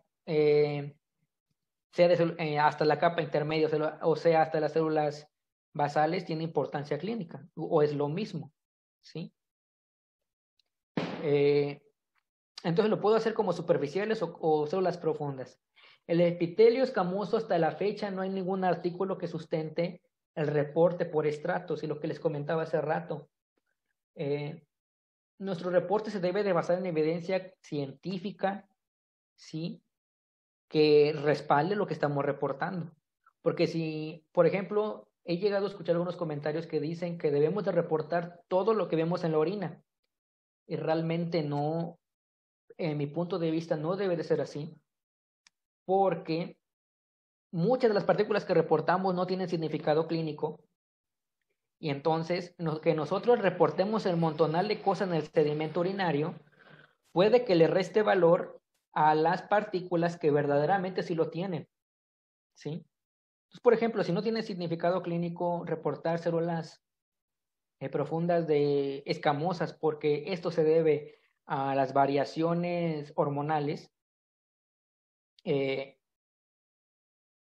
lo estoy reportando, pues el médico puede irse con la idea errónea de que sí tiene una importancia clínica cuando no la tiene. Y el momento en el que nos vaya a preguntar, oye, ¿por qué me reportas esto y qué significa? Pues ¿con qué lo vamos a respaldar? ¿Sí? Nuestro reporte debe de basarse en evidencia científica actual sólida y no en hasta cierto punto creencias, ¿sí? Porque al momento de justificarlo no vamos a poder hacerlo, ¿sí? Entonces, si hasta el momento no hay evidencia que indique que se deban de reportar por capas, pues no lo debo de hacer. El epitelio escamoso, su cantidad va a depender del estado hormonal y de la contaminación. El epitelio cilíndrico yo no lo debo de observar en orina. Si lo observo es patológico. El urotelio.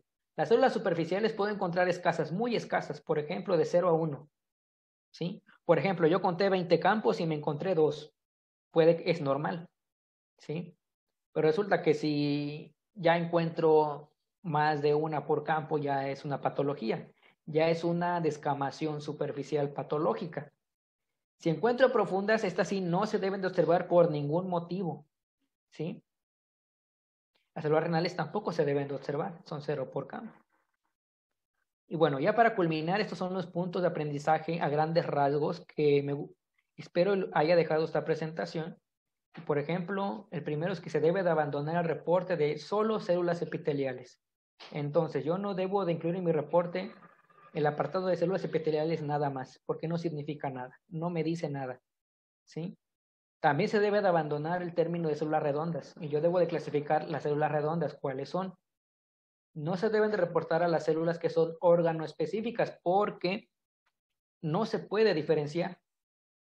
Si los histólogos y los citólogos no pueden hacerlo, pues mucho menos nosotros.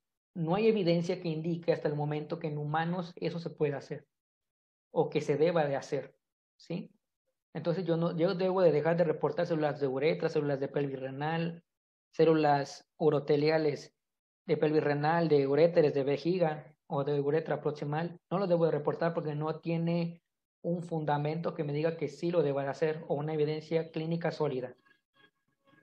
Las muestras obtenidas por sondas son muy celulares, ¿sí?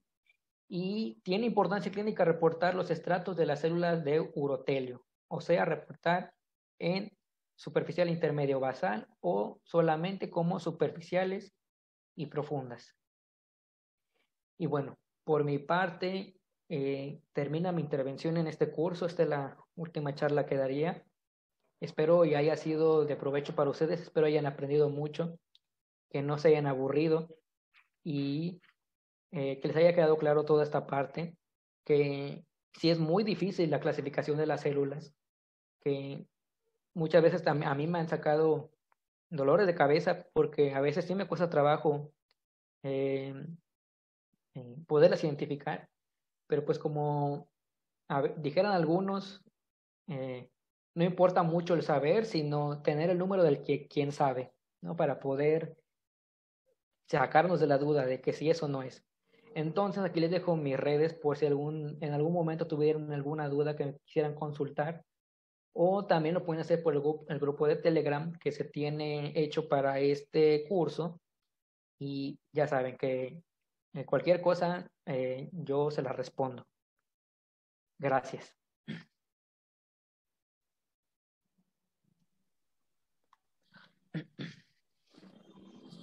Gracias, Químico. Vamos a pasar a las preguntas.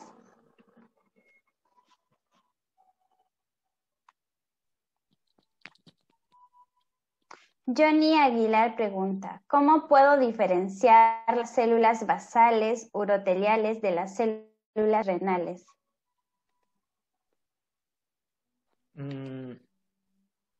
Me regreso a la imagen que les había colocado. Aquí está. Entonces, las células renales son células muy pequeñitas, ¿sí?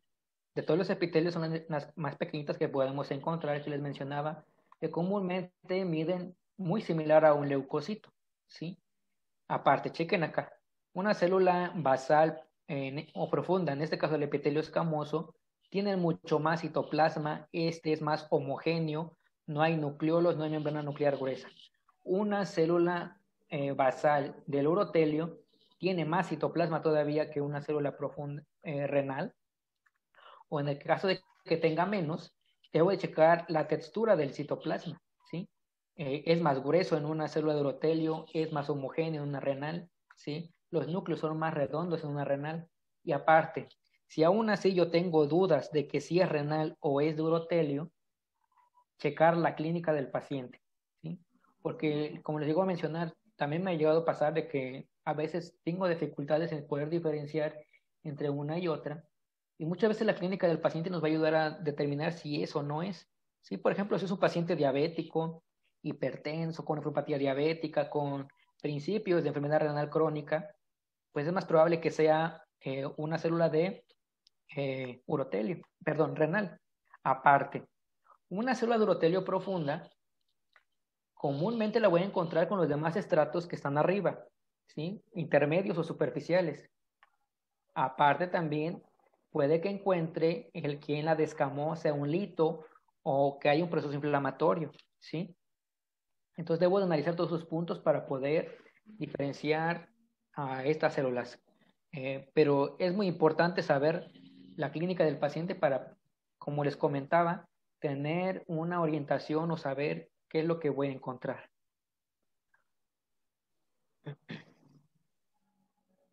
Elizabeth Torres pregunta, ¿cómo se llama ese tipo de cilindro donde aparece ese tipo de células renales reactivas? Es un cilindro de células epiteliales, nada más. No tiene una designación en específico. Es un cilindro de células renales. Fiorella Anglieri pregunta, si las células del urotelio superficiales tienen muchos núcleos, ¿podría indicar una inflamación? Entonces, ¿se debe reportar? ¿Se debe reportar cuando las células uroteliales están agrupadas? Cuando tiene muchos núcleos y son muy poquitas, bueno, para empezar, las células de urotelio superficiales se encuentran en muy poquita cantidad, ¿sí? Muy poquita cantidad. Entonces puede que en algún punto yo llegue a encontrar una multinucleada de forma normal. Pero si estas aumentan en cantidad, que ya observé 2, 3, 4, 5 en mi preparación, o más de 5, significa una inflamación. ¿Cómo lo reporto? Colocando una nota, ¿sí? Una nota aparte, al final de mi reporte coloco, se observaron células multinucleadas, eh, probablemente existe un proceso inflamatorio, ¿sí? En el caso de las células que están agrupadas, primero debo de investigar cómo se tomó la muestra y los antecedentes clínicos del paciente, ¿sí? Porque si todo orienta a que ese grupo de células es benigno o fue descamado por una situación benigna, no tiene sentido reportar, incluso hasta me metería algunos problemas, o lo puedo colocar también como una nota, se observaron grupos de células de urotelio, por ejemplo. Pero si yo encuentro una causa aparente de por qué descamaron, por ejemplo, una litiasis, una infección, también puedo colocar en la nota, se observaron grupos de células de urotelio en grupos que pueden ser tridimensionales o de 2 dimensiones, eh, probablemente desprendidas por X proceso patológico, ¿sí? Sofía Duarte pregunta, una vez finalizada la menstruación, ¿en los días posteriores se pueden encontrar células endometriales? Y se pueden encontrar. Incluso el caso que les presenté tenía la persona como 1 o 2 días que había terminado de menstruar. 1 o 2 días, ¿sí? Pero se dejó pasar una semana, se le volvió a pedir la muestra y ya no las tenía, ¿sí? Entonces, terminando la menstruación, se esperan una semana, le vuelven a pedir su muestra para corroborar que se tratan de células endometriales. Pero sí, unos días después de culminada la menstruación se pueden observar todavía.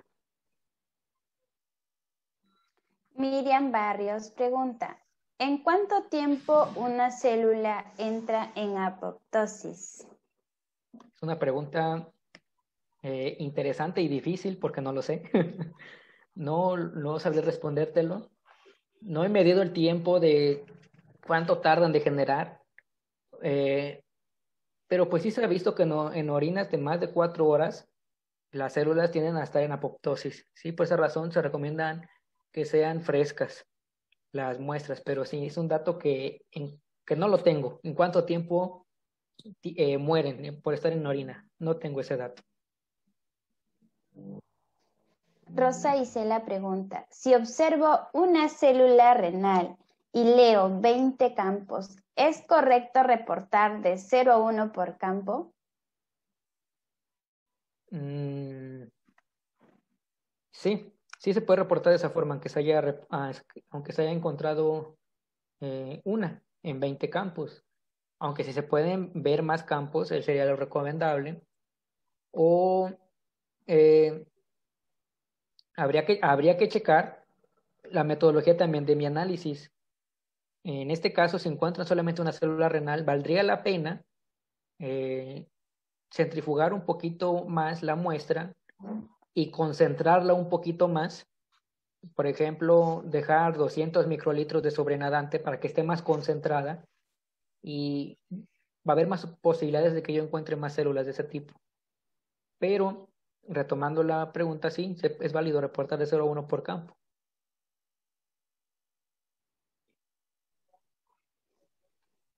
Diana Yaret pregunta, ¿los cilindros hialinos tienen importancia clínica?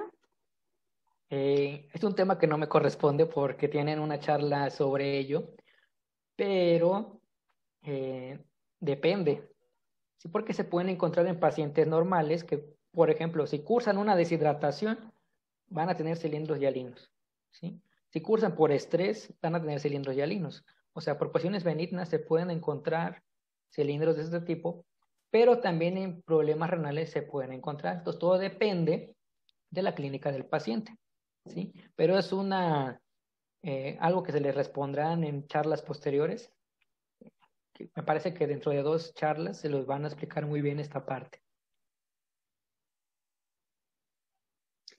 Jack Chávez pregunta, ¿tendrá importancia clínica la enteropolesis o solo es el transporte celular para llegar al sitio de acción, ya sea por inflamación o infección? Una pregunta muy interesante. De hecho, tengo un resumen pendiente que voy a publicar en redes, tratando de explicar la razón por la que yo creo que se genera. Y les voy a explicar brevemente por qué razón o cuál es el mecanismo de su formación. Resulta que hace como 4 años salió un artículo en el que probaron distintos tejidos, evaluaron distintos tejidos en un proceso infeccioso, ¿no? Y se dieron cuenta que estos distintos tejidos, entre ellos era, si no mal recuerdo, era vejiga, era vesícula biliar y era tejido mamario. En estos 3 sitios hubo reclutamiento de neutrófilos y se dieron cuenta que después de cierto tiempo los neutrófilos entraban a las células epiteliales y se dieron cuenta que estos leucocitos se metían para terminar su vida.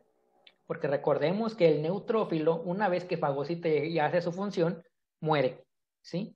Entonces, recordando un poquito el proceso infeccioso en el tracto urinario, pues hay una gran oleada de neutrófilos en una ITU. Hay muchísimas, se llena la orina de neutrófilos. Ahora, las principales células que van a eliminar a los neutrófilos son los macrófagos. Pero imagínense en esa orina llena de neutrófilos, esos macrófagos no tienen la oportunidad de fagocitar todos esos neutrófilos. Y aparte, si la célula muere fuera de una célula, recuerden que sus gránulos citoplasmáticos se pueden regar y pueden dañar a las otras células epiteliales, por ejemplo. Y en lugar de causar un beneficio, causa mayor daño. Entonces, lo que pasa aquí es que para evitar todo eso, el leucocito se mete a la célula. Cuando se da cuenta que se empiezan a activar los mecanismos de apoptosis, entra a la célula, se mete a la célula y ahí culmina su muerte. Culmina su muerte dentro de un fagosoma, dentro de una célula. Y es así por esta razón que si se dan cuenta, la mayoría de estos procesos mal llamados en peripolesis se observan en procesos inflamatorios. ¿Sí? Mauricio Entonces, Acero, ay, perdón. entonces, en realidad no tienen significancia clínica, simplemente es un proceso fisiológico. Mauricio Acero pregunta, ¿las células uroteliales se pueden informar como transicionales? Se pueden informar, pero es un término que ya se debe de abandonar. Ya no se debe de emplear. Hay algunas partes que todavía no lo abandonan, pero ya todos los artículos actuales, los libros actuales, incluso de citología, ya nos hablan de células de urotelio. ¿Sí? Sí se puede utilizar, pero en la medida de lo posible es un término que se debe de abandonar. Y la última pregunta de Jennifer, ¿se puede concluir que unas células son neoplásicas solo con un sedimento en fresco o ese diagnóstico solo se debe hacer por citología? Es una pregunta interesante porque muchos les da miedo esta parte. Nos da miedo, también me incluyo. Y nosotros no estamos capacitados para dar ese diagnóstico, pero sí podemos estar capacitados para reconocer que cierta alteración no es normal, ¿sí? Entonces, por ejemplo, si yo me encuentro células que tienen características no benignas, que todo orienta que se trata de una neoplasia, lo que yo debo de indicar en mi reporte es que yo encontré células con alteraciones severas y que se sugiere, en este caso, que el paciente vaya a citología o a patología, porque el diagnóstico certero lo van a dar ellos. Entonces, la función que tiene aquí el laboratorio de uroanálisis seríamos un punto de cribaje, ¿sí? O de tamizaje, también se les gusta la palabra, vaya. ¿Sí? Nosotros vemos que las células están mal, pero quien va a hacer el diagnóstico van a ser los citólogos o los patólogos. Pasa lo mismo con las leucemias. Cuando nos llega una leucemia, vemos la leucemia y le decimos que probablemente tiene una leucemia y se van con el hematólogo a que los diagnostique. Y aquí pasa lo mismo con las neoplasias de urotelio, ¿sí? Podemos decir que las células tienen alteraciones, pero lo debemos de mandar a patología para que le den el diagnóstico final. Y de esta forma el paciente ya no da tantas vueltas, porque si nosotros omitimos eso, pues el paciente va a seguir yendo al médico y al médico y el médico nunca le va a encontrar la patología, porque pues el laboratorio no le informa qué es lo que tiene, ¿sí? O qué es lo que probablemente tiene.